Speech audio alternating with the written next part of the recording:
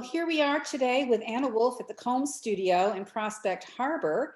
Anna Woolf is a wonderful clay artist, and we're here to see how she works.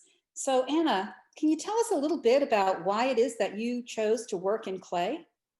Well, Mary, thanks for having me today. And I guess I've always, from early childhood, been interested in making things and in the mud with my hands. It's it's kind of always been an urge and a desire to be making. Oh, that's great. You want to show us some of your work? Sure. So when I work in clay, I do both functional and sculptural work. So this is a mug that is one of my functional pieces, and I'll just show kind of up close. Wow, I that's beautiful. sculpt barnacles on my functional ware sometimes, and sometimes I add octopus tentacles things. This one's kind of a wobbly cup. It's meant to sit on its sort of side and wobble a little bit as it sits. Wow, why do you want it to wobble? What kind of cup is it?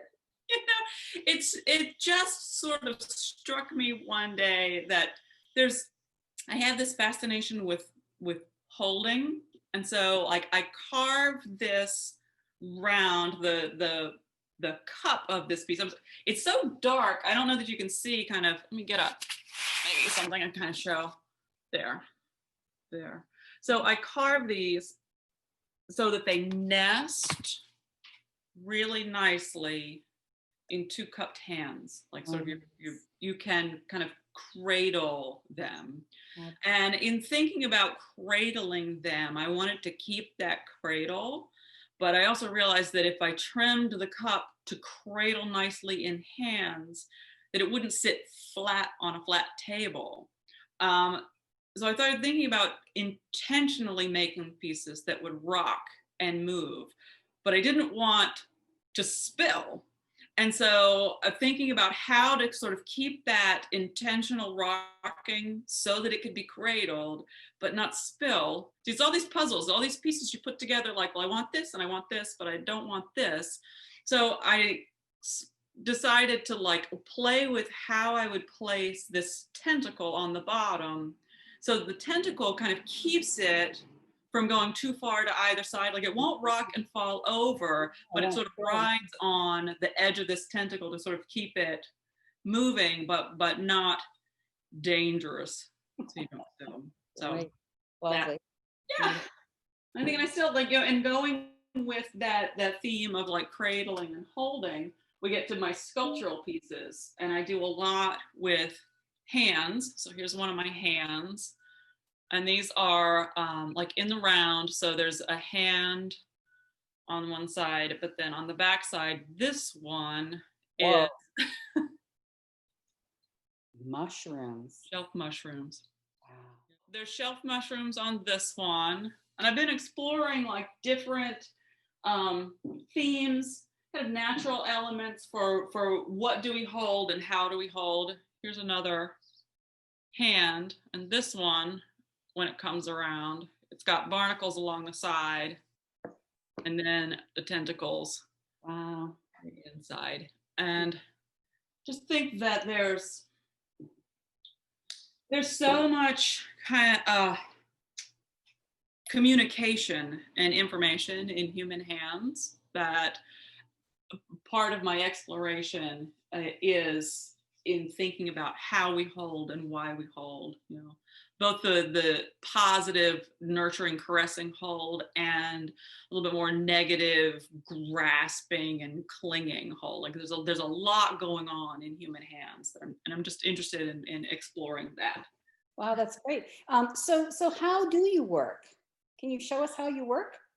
Sure. Well, I have a piece of clay here. I'm sitting at the pottery wheel now, and I've got a lump of clay. Right from the basic beginning, see my wheels on. So I would take, this piece of clay is the right size to end up being a mug when it's done. And so I will throw a mug shape and just show you how that works. So I get the clay stuck down. So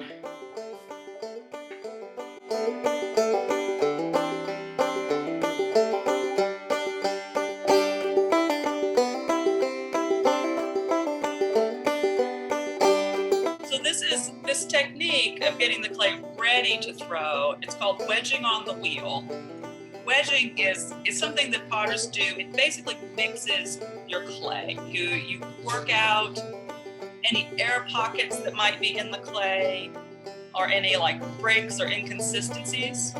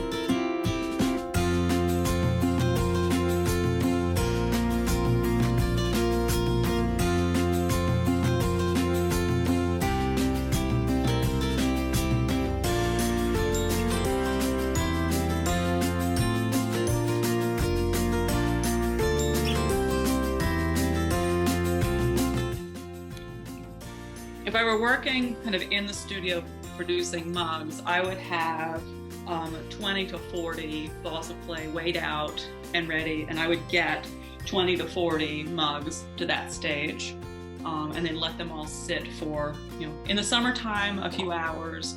In the fall and the spring when it's really damp, it may be an overnight. And in the winter, of course, when we've got the heat on and it's really dry indoors, we're back to a few hours of drying time. I've had this one kind of wrapped in plastic, sort of waiting. So it's at this perfect leather hard. So it's not sticky, and it can certainly hold its shape upside down, which is what it would need. I'll show you. It would need this part here where it's rough on the bottom gets trimmed off. So for trimming, you put the pot back on, little clay knobs that'll help hold that pot down. So this, you'll see I'm adding just little knots of clay to hold this thing down. And I'm pretty sure it's gonna be in the center. This is a trimming loop tool. And these come from Pottery Supply in all manner of shapes and sizes and styles.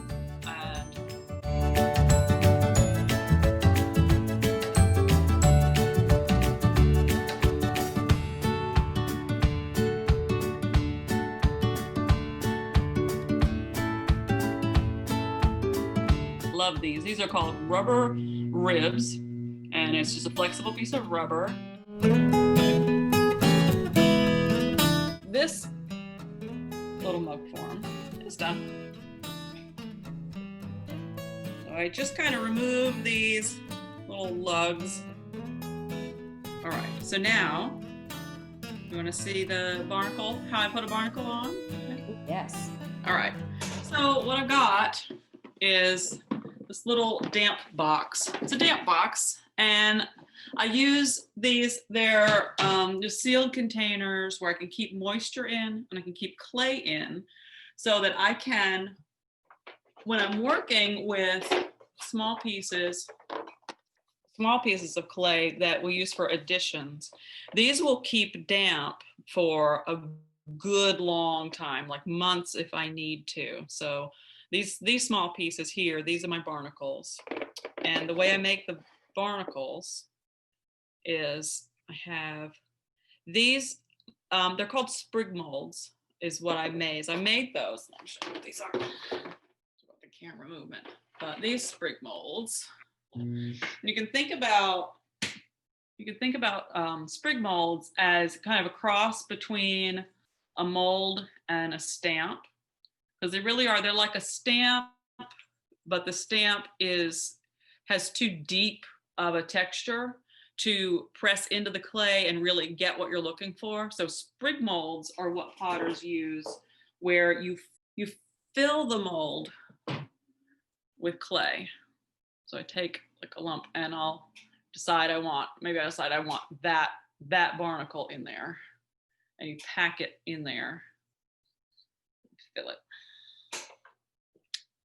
And then I'll score it, and then use my scoring tool to pop it out. And then I've got this beginning of a barnacle. All right, so to get this little barnacle, that little guy, onto, say I want it on the side of this cup, what I would do is score. So I'll score where I want it to go. And I pre-scored this little guy as it came out of the mold, because it helps actually get the barnacles out of my sprig mold. I've got my cute little scoring tool here. It's got multiple little prongs on it, and it helps. I can dig right in and just pop it out with that. Yeah. I've got my magic water. Where's my brush? Here. So then I've got my barnacle, and I can I don't want to squish the texture out of the barnacle. I don't want to deform it too much, but I want to really make sure that I'm kind of twisting and getting it on there well. And then I've got this cool tool here, this sort of a rubberized stylus. It's got two different tips on it. This is kind of a round tip, and this one is a chisel. And I can get in here and I can complete affixing the barnacle while I'm sculpting it too. So getting the center of it attached, I use that end, and then to get the sides attached, and I attach this barnacle all the way around.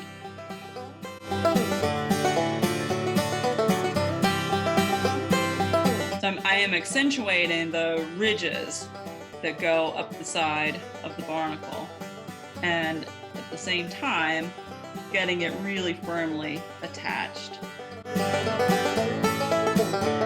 So this motion seals the gap between the mug and the barnacle, and rounds over, because my chisel tool doesn't quite get that shape of barnacle just right. Gets it close, but not just right. But this is where I get really happy. It starts to really look like the remnants of a barnacle. That is how it works. Well, that was really amazing. I could just watch you work all day, Anna. Thank you so much for sharing your wonderful art and your skill with us all. Thank you, Mary. Thanks for having me. It was fun.